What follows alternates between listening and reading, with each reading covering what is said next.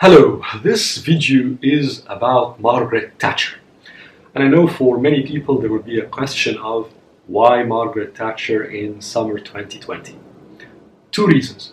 First, Charles Moore, arguably the most prominent voice in the media right now, in the world of journalism in general in Britain, has effectively finished a series of books, a biography of Margaret Thatcher, and it is a fascinating series for anyone interested in British and European politics. The second reason, which I think is more important, is that some of the most important questions and themes that emerge out of the series of books very much relate and resonate to today's world, and specifically to British and European politics today. The first of those questions is the role of Britain in the world and primarily in Europe. Margaret Thatcher came to power in the late 1970s, so 20 years after the Suez Crisis, 1956, the Suez Crisis, which effectively ended the British Empire.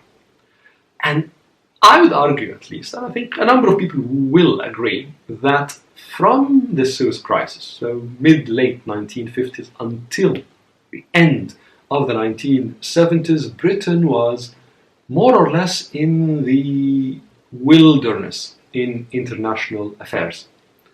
And when Margaret Thatcher came to power in the late 1970s, she had an answer to that very difficult question of what is the role of Britain after it had lost an empire, after the Suez Crisis, and after these 20 years in which it was in the world without a very clear international positioning. And the answer that Margaret Thatcher put forward in the late 70s and executed perfectly and super successfully during the 1980s was to anchor the role of Britain in Europe, but also in other parts of the world, on the special relationship between Britain and the United States. And the key point here was that not just that Britain will assist the US in the world based on that supposed super closeness and strategic alignment between the US and Britain.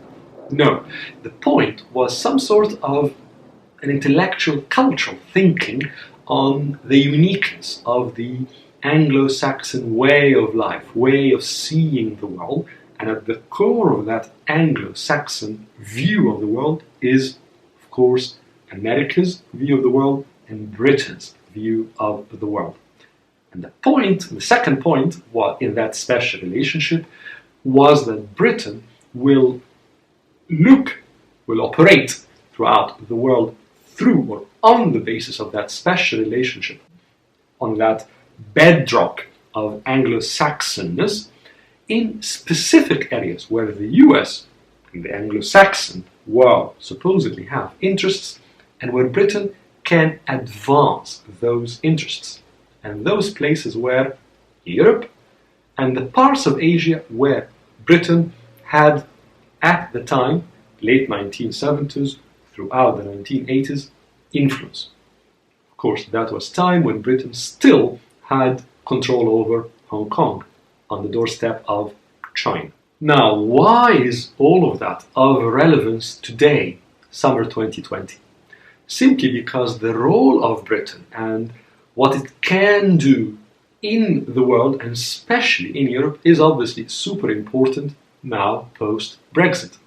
And also because the same answer, a special relationship between Britain and the US, has been a key answer or potential solution put forward by a number of very influential power centers, power groups in Britain about the role of Britain in the world and especially in Europe post-Brexit.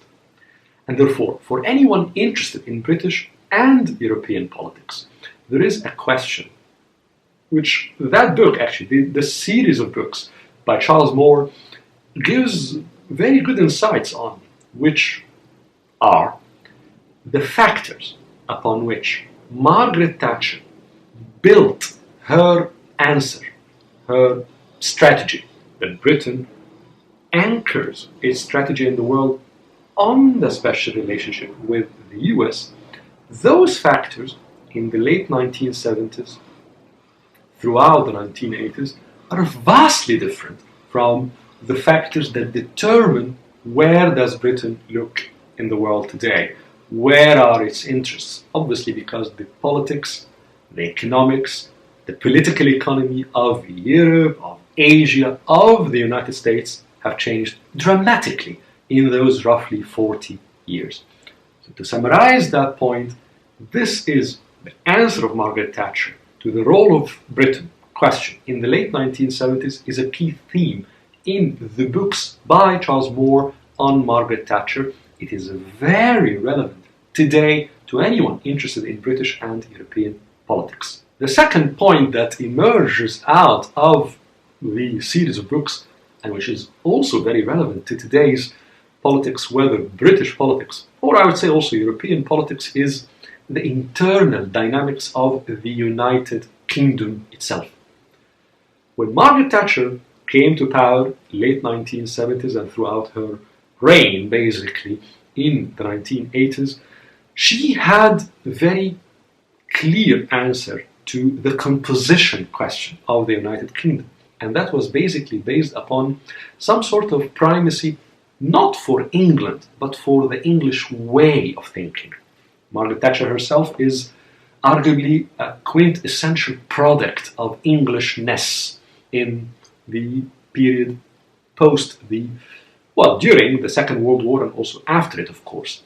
And therefore, how she forged the internal social contract, the internal political economy of the United Kingdom throughout the decade of the 1980s was very much based upon how she interpreted Englishness and how she managed to, some people will say, impose that on Scotland, on Northern Ireland, or some people would say convince the components of the United Kingdom of the validity, of the value of that idea of Englishness.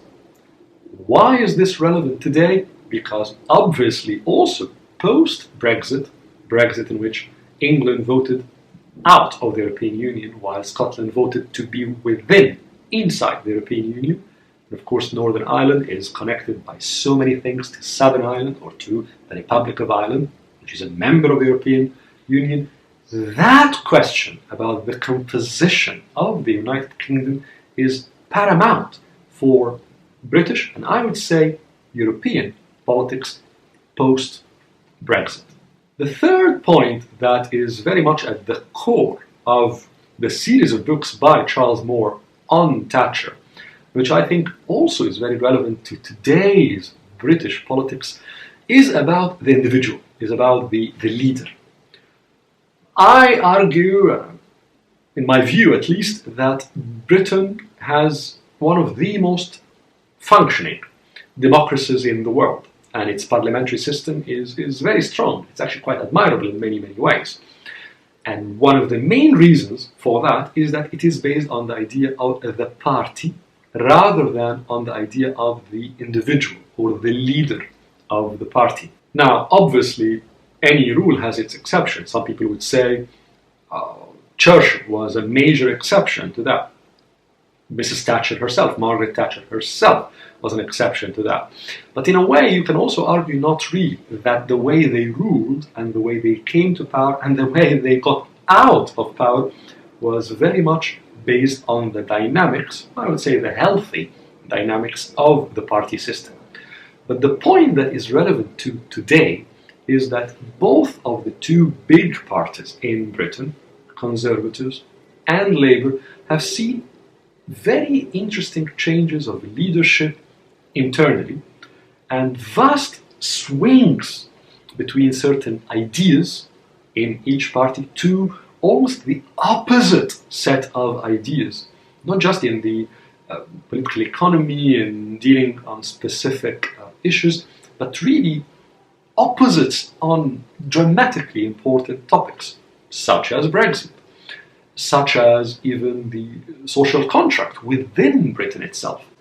The point I want to say is that at the time when Britain is facing major questions, not just about its role in the world post-Brexit, but about its internal composition, about its internal political and social dynamics. In that world, there are, some would say, a need for an internal strategy, for internal major social dialogue. And at the two leading political parties, the Conservatives and Labour, there has been not just successive changes of leaderships, but also major swings in the socio-political thinking. And the question that emerges from the series of books by Charles Moore is, what is the role of the individual, the leader, in those moments of immense transition and in which there are very important questions imposing themselves on the society? I would recommend actually the series of books for anyone interested in British politics, European politics, again, the role of the individual in domestic politics, in democracies. But in addition to that, because these types of books that basically educate and allow the reader to delve into the economics, the politics, and importantly the sociopolitics of the era they cover, in this case 70s and 80s, they educate a lot on the present, because they raise questions that any observer, in my view, ought to reflect upon to understand the current situation and, more importantly, to think about the future.